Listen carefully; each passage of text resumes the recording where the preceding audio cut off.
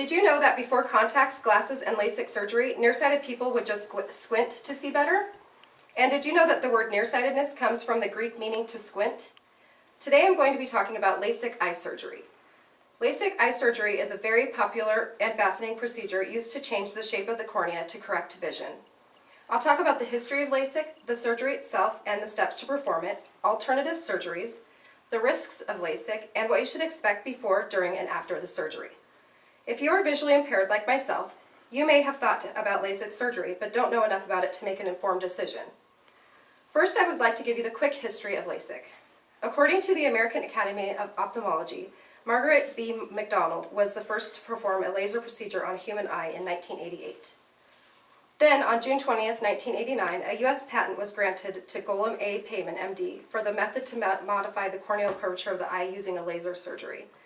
The first LASIK surgery was performed a year later by Dr. Palikaris.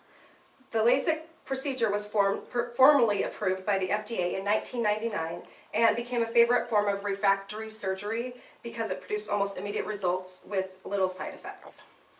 The term LASIK is actually an acronym for Laser-Assisted In Situ Keratomylosis.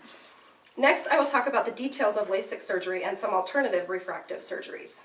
According to the FDA website, LASIK is a surgical procedure to reduce a person's dependency on glasses or contact lenses that permanently changes the shape of the cornea using an excimer laser.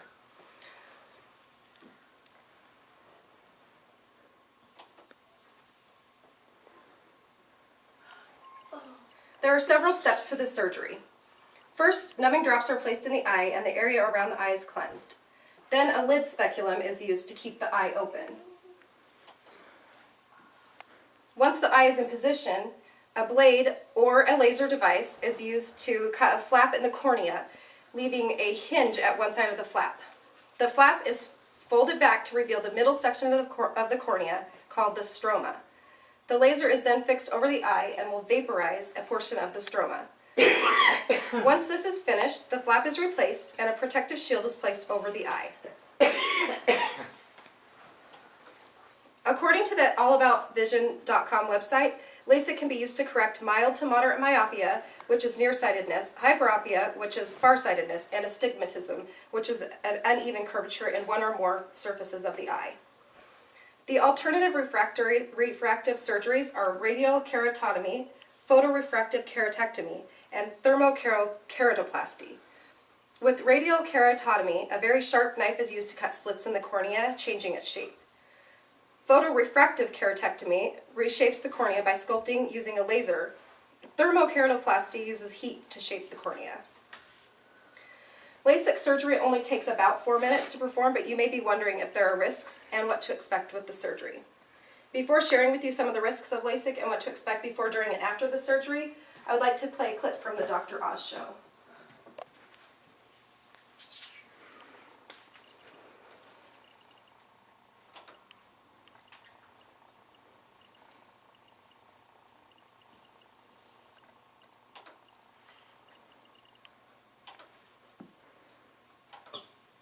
To this. But what if LASIK could cause your eyes to see this? Or even this?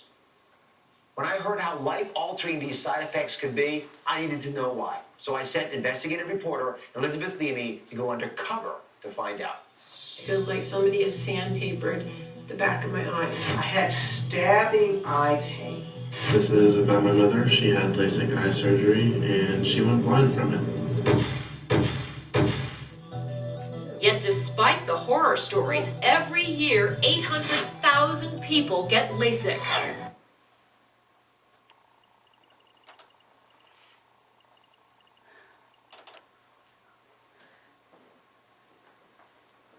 Sorry. I never saw that show. I think I'd want to see that one before I saw it. That actually aired They had October that 3rd this year, so it was Yeah? just recently, yeah. My birthday. Okay, we'll just get in place again.